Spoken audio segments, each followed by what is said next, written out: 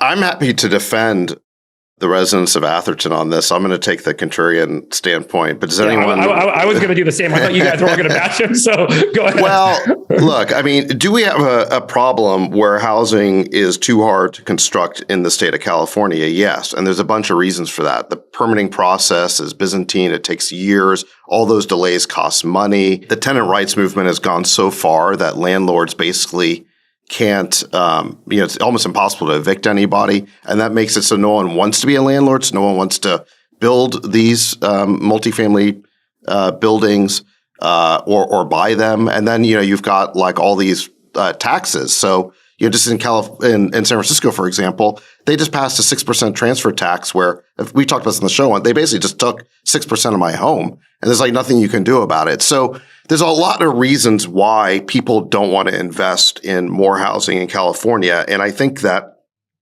this Atherton example is sort of cherry picked because what this is really zoning.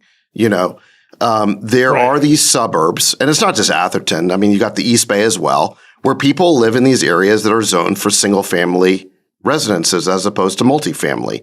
And that determines the character of the neighborhood. Now, if you go buy a house in one of those neighborhoods with that zoning, then that's what you expect to be the case. I mean, you have to spend more money buying a house in that neighborhood because you are investing in the character of that neighborhood. So it is unfair to the residents of that neighborhood for a developer to come along and say, hey, I'm going to change the character of this place so I can make money. I'm going to take a bunch of single family lots, turn them into multifamily apartment complexes or something like that.